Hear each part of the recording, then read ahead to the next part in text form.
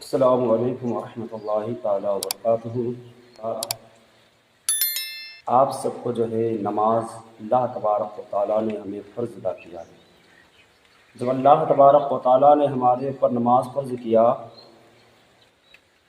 تو انسان جو ہے مسلمان جو ہے اگر کوئی نماز سیکھتا ہے تو سب کچھ سیکھ کر کے کرتا ہے، لیکن نماز جو ہے وہ بغیر سیکھے پڑھتا ہے۔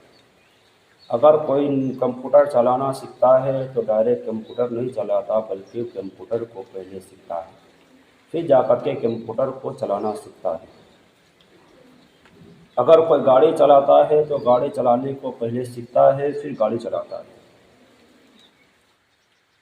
لیکن اللہ تبارک و تعالیٰ نے نماز جب ادا کیا، جب ہمیں نماز عطا کیا ہے، لیکن ہم جو ہے نماز کو جو ہے بغیر سیکھے پڑھتے ہیں، بلکہ اس کو دیکھ کر کے ہم نماز پڑھتے ہیں۔ اب نماز میں ایسی کچھ غلطی ہو جاتی ہے جس کی وجہ سے ہماری نماز نہیں ہوتی ہے۔ اب وہ غلطی کیا ہے؟ جیسے ہم جو ہے نیت کرتے ہیں، نیت کرنے کے بعد جو ہے جب ہم کانوں تک ہاتھ اٹھاتے ہیں، کس طرح ہاتھ اٹھاتے ہیں؟ کوئی ہاتھ جو ہے یوں اٹھاتا ہے، یا کوئی تو یوں کرتا ہے، یا کوئی یوں کرتا ہے۔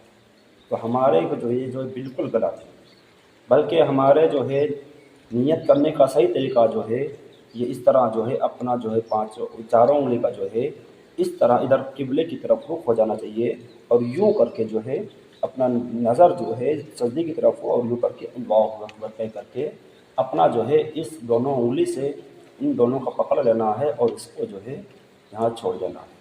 اور چھوڑنے کے بعد جو ہے اس کو ناف کے نیچے باندھنا ہے، بلکہ یہاں نہیں باندھنا ہے، نہیں یہاں باندھنا ہے، بلکہ ناف کے نیچے باندھنا ہے۔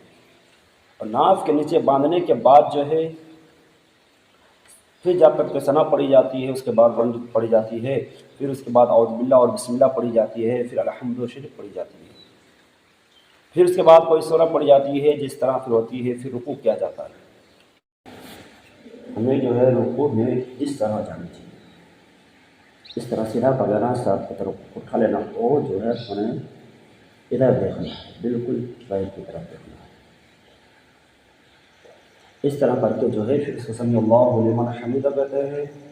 پھر اس کے بعد جو ہے جب سجدے میں جانی ہے،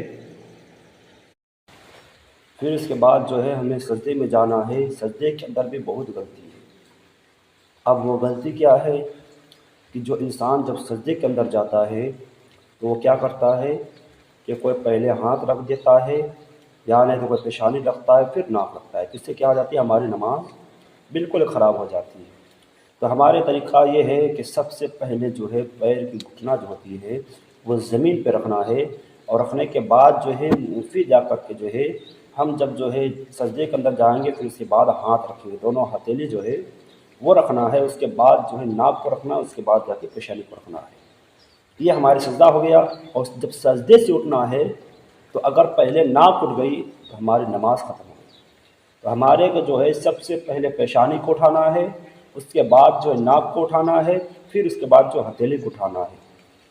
اور کوئی بیٹھنے کا طریقہ میں جو ہے یہ کرتا ہے کہ دونوں پیر کو یوں ایک دم سیدھا کر کے کھڑا کر دیتا ہے، یوں کر کے بیٹھ جاتا ہے، دونوں پیر کو ایک دم کھڑا کر کے بیٹھتا ہے، تو اس کا جو ہے نماز بالکل نہیں ہوگی، اس کے نماز کو دہرانا اس کے اوپر واجب ہو جاتا ہے۔